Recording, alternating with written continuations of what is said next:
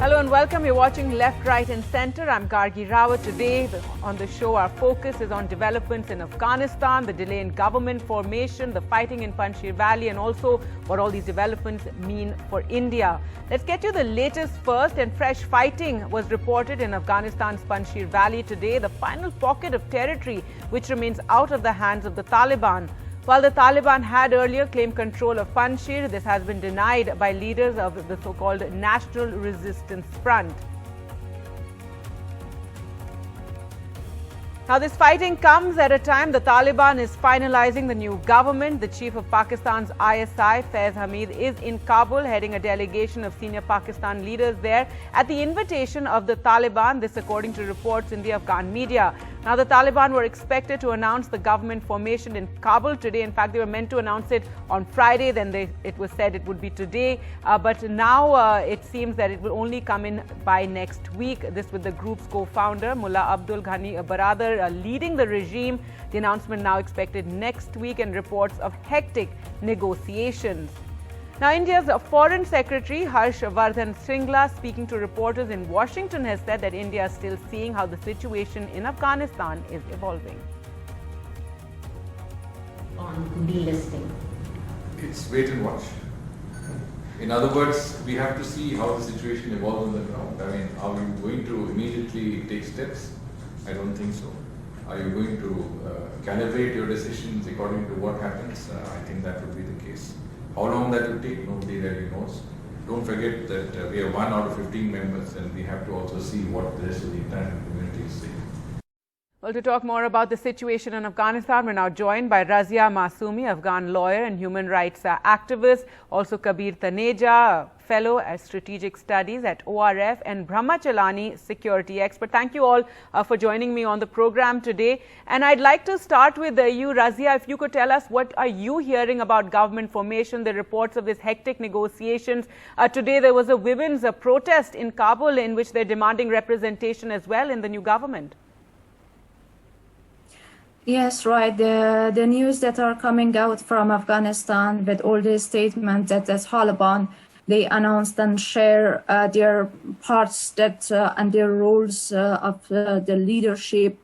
But we are just in uncertain situation, especially the women's role. It's not clear, as they promised many times before, also during the peace negotiations, that they will give voice to women as well to take part in the government. But right now, they just broke out everything, and all these promises were just empty. And they just left us behind. And women, they are on the streets, that they are calling for their rights and for freedom, until they also have a political contribution, because a society cannot function without women's contribution. So it really depends to women and also to the people in the society to take part, especially during this ongoing crisis. From one side, people are facing economic chaos, that they have no job, they don't have no income and no food to feed the families. And they need to work somehow to change the situation. And they are asking for legitimacy of the current government, of the future government, any changes that are going to take in place. But we request the international community not to legitimize them, because everything that happened, that was just a lie. And they just confined people, especially women, for their even basic rights. So schools are closed, universities are closed, and children only can attend until 6th grade. So this is impossible. How we are going to communicate with the world? How we are going to take part in the international diplomacy? It just wiped out All right, but our to really indicate, you know, what the Taliban, you know, the kind of form the government is going to take, and with the Western world, and in fact everybody watching very closely how inclusive it is, you know, who finds a space there. Brahma Chalani, you know, what are your comments on the fact that the ISI chief is there? There's lots of speculation about what exactly he's there for and what he's pushing for. Pakistan has waged a forever war against Afghanistan since at least 1974, just the way Pakistan has waged a forever war against India since its creation in 1947. And the new terrorist regime in Kabul is a product of that forever war against Afghanistan.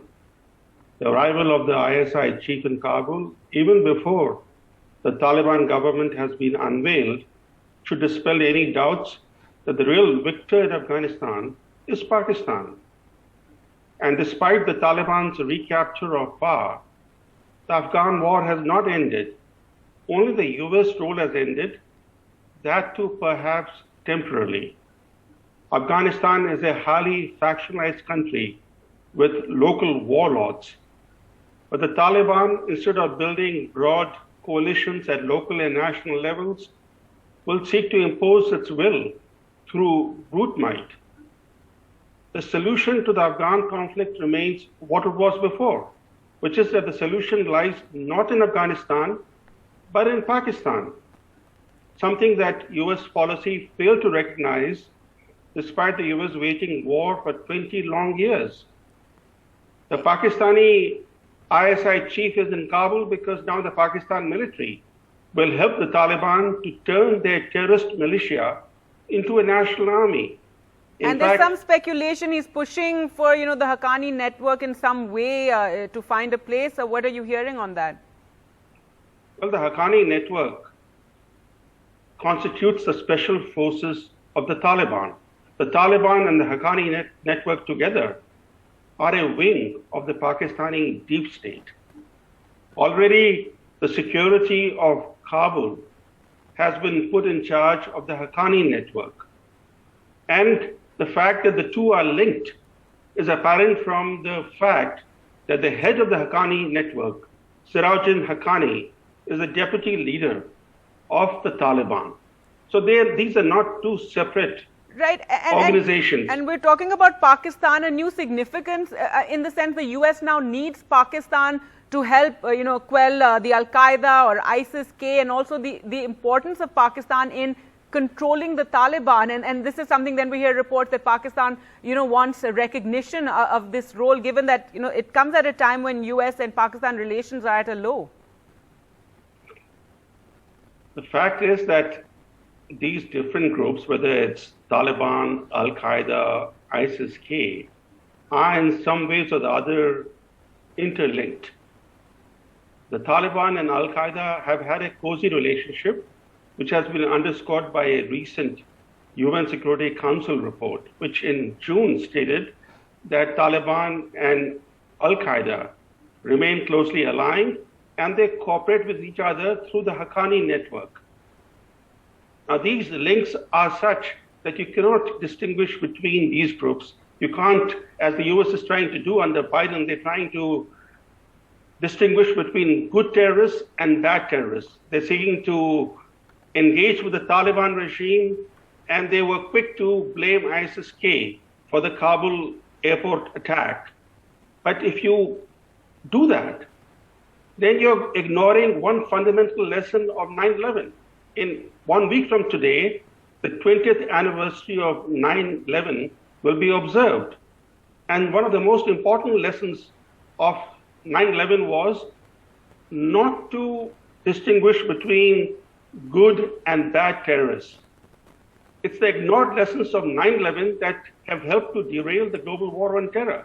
All right, but Brahmachalani, this all comes at a time that India, the foreign secretary has said that we're waiting and watching. We have engaged. We've held one meeting in Doha, and he's also said that the Taliban have indicated they will be reasonable to India's concerns. Kabir Taneja, come in here about, India and how we say we're waiting and watching, though a lot is taking place behind the scenes, and also the reports that we're getting from Kabul of these hectic negotiations before they can announce a new government, which has already been delayed a few days now.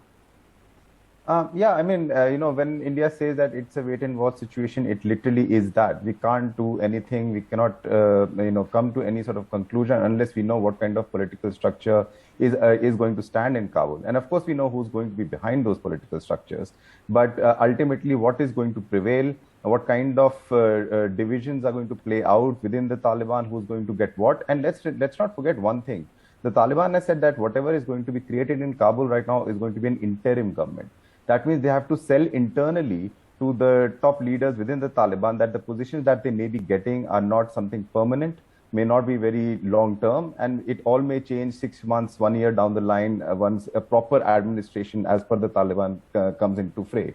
So it's still a months-long game that has to be played out, and only according to what comes out of this game, we will know what kind of a position any country can take when it comes to the Taliban actually delivering on their promises. All right. Like Razia had said about, recognition of this government that will come in, the Taliban government, the UK has said it's not going to recognize them. But as I said, India so far is saying that they have been reasonable. They've indicated that they will be reasonable to India's concerns. At the same time, you also have the Taliban in an interview just now, recently saying that they will raise their voice for Muslims in Kashmir. Look, the Taliban and the Haqqanis have clearly differed on this stand, because in August, Sohail Shaheen of the Taliban had said that in Kashmir is India's internal matter. Anas Haqqani of the Haqqani network has said this, something on the similar lines, I think day before yesterday. And now Sohail Shaheen, a day after that, has come out and said we will raise the voice for Muslims in Kashmir. So there are clearly divergences and in like fights happening inside the Taliban on who's going to control the narrative, both politically and militarily. So again, we have to wait and watch what comes out of this. Right now, it's more of what happens in Kabul rather than what the others have to react to what happens in Kabul. All right, Razia, again coming back to this new government formation that's likely to be announced soon. We're hearing that it may be the Iran model, that there will be 2 power centers, spiritual and political heads. Your comments on that. What are you hearing about that? About the experience of Afghan people and all this, the elites, it shows us that all this betrayer, the national betrayer, that they just committed crimes. They have had in war crimes, the most serious war crimes.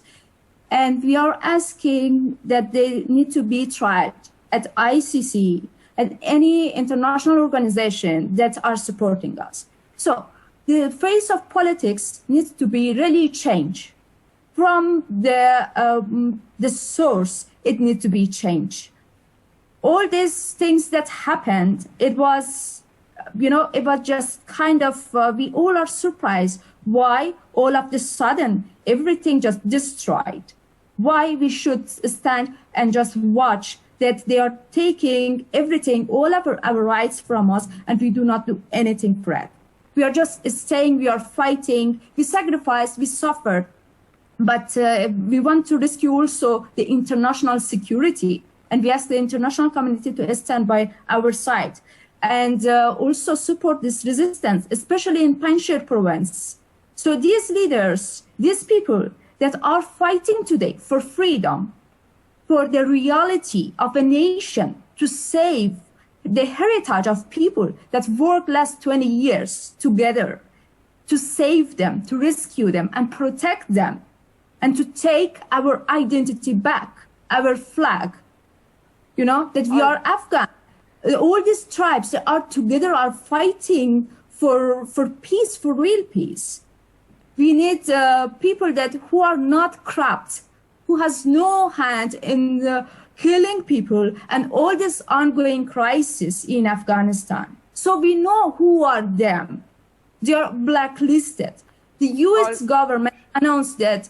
But already, the attitudes are changing. Razia, I can understand your anguish, but Brahma Chalani, I have to say, at some point, the UK has said they're not going to recognize the Taliban government, which will come into place. There's hectic negotiations. Everybody's waiting to see how inclusive this government will be, how non-Talibans will find space in it. And eventually, India too will be, indications are we will be engaging with them. Engaging is very different from legitimizing or recognizing the Taliban regime. India has certain interests in Afghanistan even today, including some trapped Indian citizens in Afghanistan. So some kind of contact or engagement with the Taliban is okay, but legitimizing the Taliban or recognizing this terrorist regime in Kabul would be a huge mistake. The Taliban must be deterred, not emboldened. Your Afghan guest is right. She's right when she says the Taliban will not compromise on their harsh Islamist principles. Brutality has been the hallmark of their fundamentalism. The Taliban will execute those that oppose their perverted theocratic dictatorship. In fact, the Taliban represent a civilization antithetical to India's unity and well-being.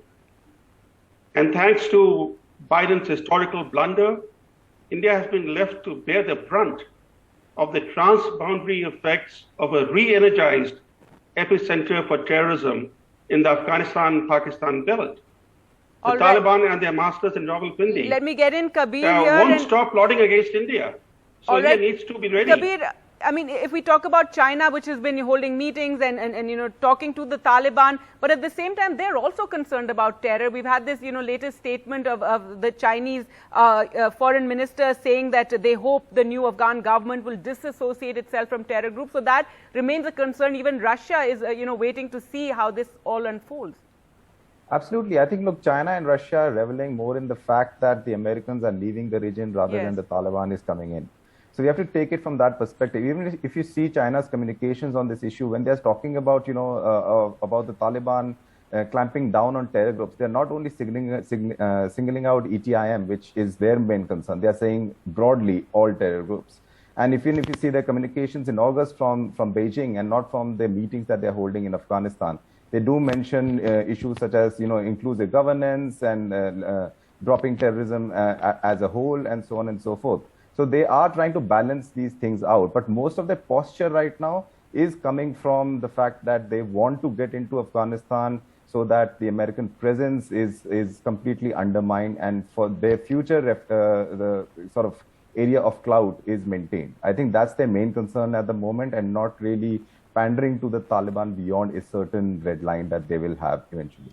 All right, well, we'll have to leave it there. Thank you all for joining me on the program today. And this, as you know, the world waits to see what sort of form this new dispensation in Afghanistan will take. Thank you all for joining us. Thank you, Razia, for joining us.